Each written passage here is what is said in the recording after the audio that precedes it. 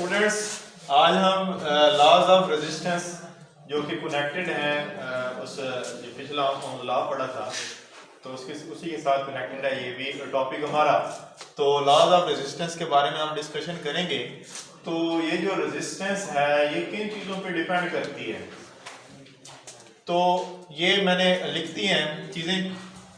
तो ये जो रेजिस्टेंस है कंडक्टर की लंबाई, नंबर 2 पे कंडक्टर की अमूदी तराश का रकबा और मटेरियल की किस्म, नेचर ऑफ मटेरियल, और कंडक्टर के दर्जा हरारत, इन चीज़ों पे डिपेंड करती है लॉ ऑफ रेजिस्टेंस। यानी कि रेजिस्टेंस इन चीज़ों पे डिपेंड करती है। किस तरह करती है हम डिस्कशन करते हैं।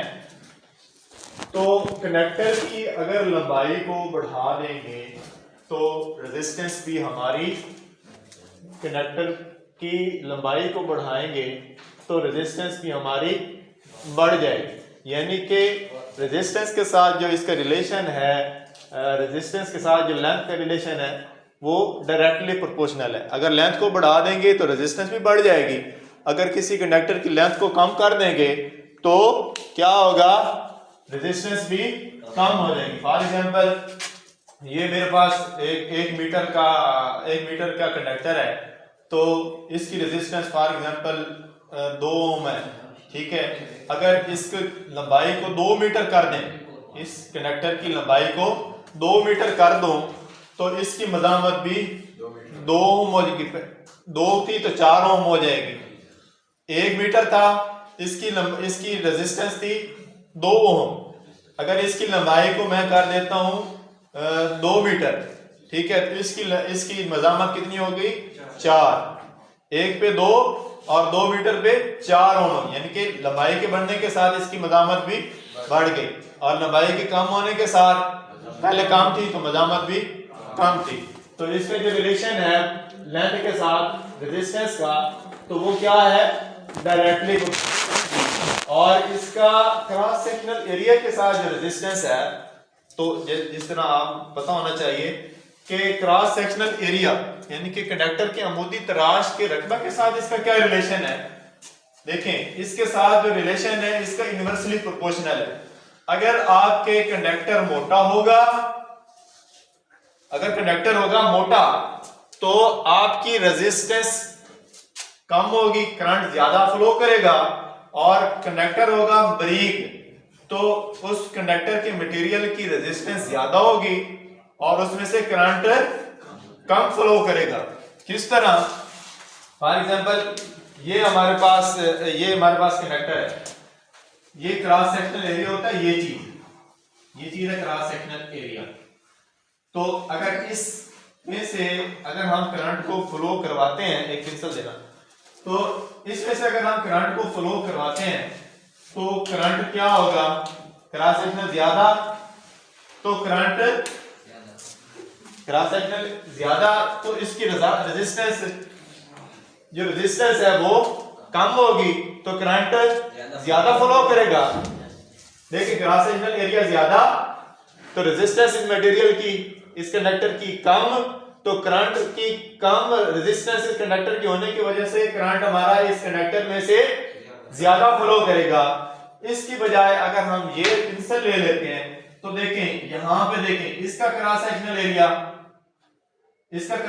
एरिया ये वाला देखें, कम क्रॉस सेक्शनल एरिया इसका कम होने की वजह से रेजिस्टेंस ज्यादा।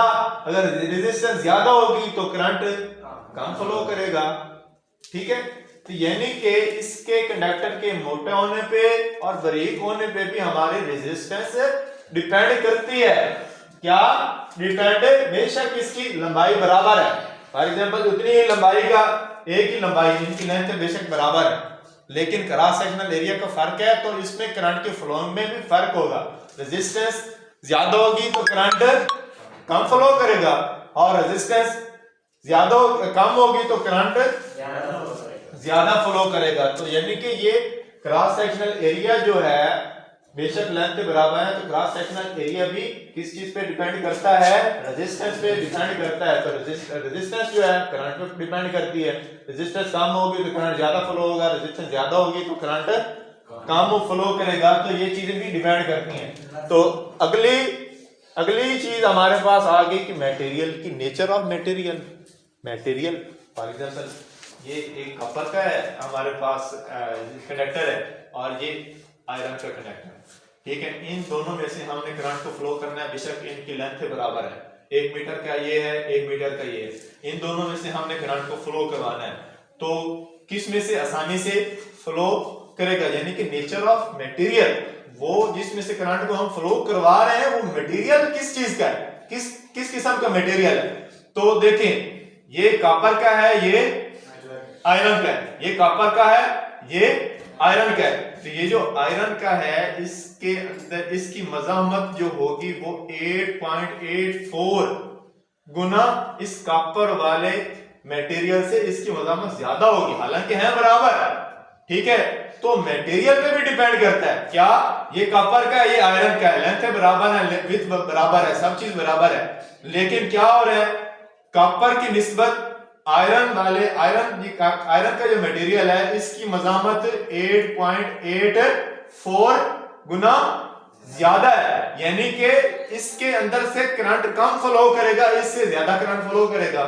किस लिए? इसलिए तो कॉपर का मटेरियल यूज करते हैं, उसके मज़ाहमत कम होती है, लॉसेस हमारे उसके अंदर कम होने की वजह से इसे प्रेफरेंस दी जाती है, कॉपर को इसीलिए प्रेफरेंस दी जाती है कि उसकी मज़ाहमत कम होती है, आयरन भी तो हो सकता है, ठीक है। तो इसलिए प्रेफरेंस दी जाती है कॉपर को दूसरे मटेरियल की निस्बत से, क्योंकि उसके अंदर लॉसेस हमारे क्या होते हैं, कम होते हैं। तो चौथी चीज हमारे पास आ जाती है दर्जा हरारत। तो दर्जा हरारत पे डिपेंड करता है मेरी जान कि किस तरह, अगर दर्जा हरारत के कम या ज्यादा होने की वजह से क्या होगी, मज़ाहमत पे क्या होगा, इफेक्ट होगा, मज़ाहमत पे इफेक्ट होगा, यानी कि रेजिस्टेंस, दर्जा हरारत के बढ़ने से रेजिस्टेंस भी बढ़ जाती है, कुछ मटेरियल इस तरह के उनकी मज़ीमत रेजिस्टेंस बढ़ जाती है।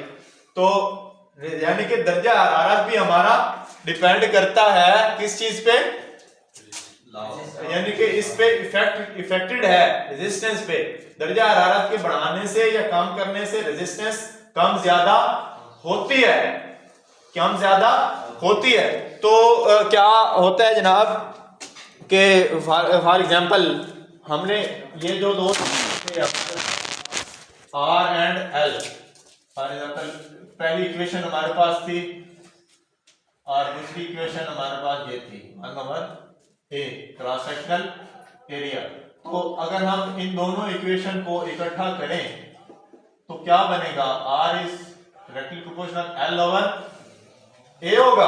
अच्छा, तो यहाँ पे इस प्रोपोर्शनैलिटी को खत्म करके हम कांस्टेंट लेके आते हैं यहाँ पे आर इज, तो यहाँ पे दर्जा हरारत के अंदर प्रोपोर्शनैलिटी उस जो कंडक्टर हम इस्तेमाल कर रहे हैं उस कंडक्टर पे, फॉर एग्जांपल कॉपर इस्तेमाल कर रहे हैं, तो कॉपर के ऊपर जो दर्जा हरारत का असर क्या होता है, उसकी मज़ाहमत कम ज्यादा कितनी होती है। आयरन इस्तेमाल कर रहे हैं तो उसके ऊपर दर्जा हरारत का असर क्या होता है, मज़ाहमत कम ज्यादा उसकी कितनी होती है, यानी कि मुख्तलिफ मटेरियल के हिसाब से उसके ऊपर दर्जा हरारत का असर होता है।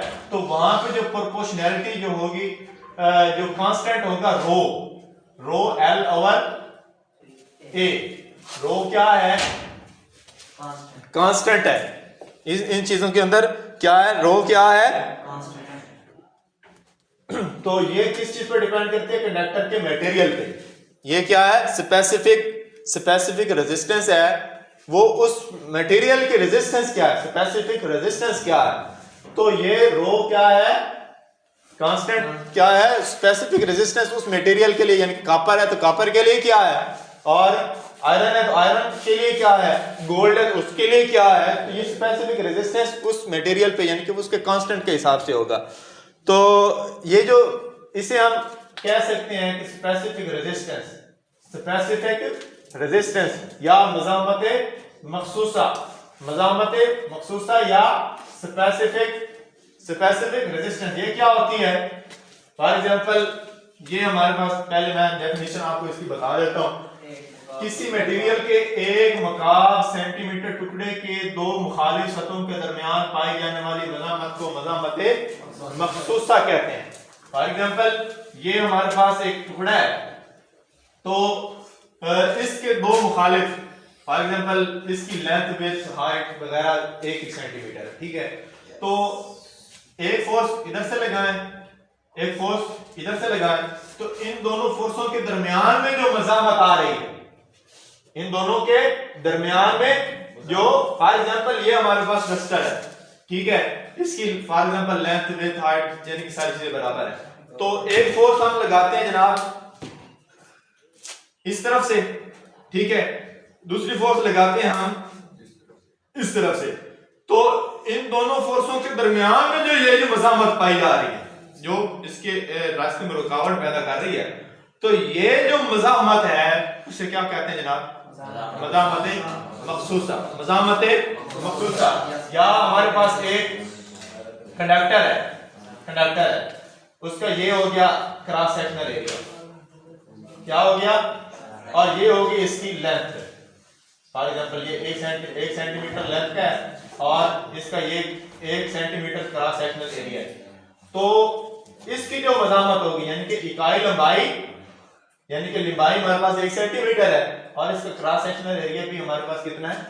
1 सेंटीमीटर है। तो इसकी इकाई लंबाई 1 सेंटीमीटर लेंथ और 1 सेंटीमीटर जो डाया है यानी कि कतर है, जो इसका क्रॉस सेक्शनल एरिया है, तो इसकी जो मज़ामत होगी इकाई लंबाई और इकाई कतर या क्रॉस सेक्शनल एरिया की जो मज़ामत होगी उसे क्या कहते हैं हम? मज़ामत मखसूसा। इस चीज के बारे में पता चल गया। तो इसकी जो है ना सिस्टम इंटरनेशनल में इसकी जो इकाई है ओम सेंटीमीटर, ओम सेंटीमीटर, और फुट पाउंड सिस्टम के अंदर ओम इंच। और वैसे हम जो नॉर्मल लेते हैं, नॉर्मल ओम सेंटीमीटर, माइक्रो ओम वगैरह जो छोटी, ये बड़ी इकाई हैं, ओम सेंटीमीटर, ओम इंच वगैरह ये बड़ी इकाई हैं। तो नॉर्मली हम लेते हैं जनाब क्या चीज? ओम सेंटीमीटर या माइक्रो ओम वगैरह, इसकी छोटी इकाई की काउंटिंग करते हैं। तो उम्मीद है समझ आ गई होगी, किसी को समझ नहीं आई तो बता सकते हैं।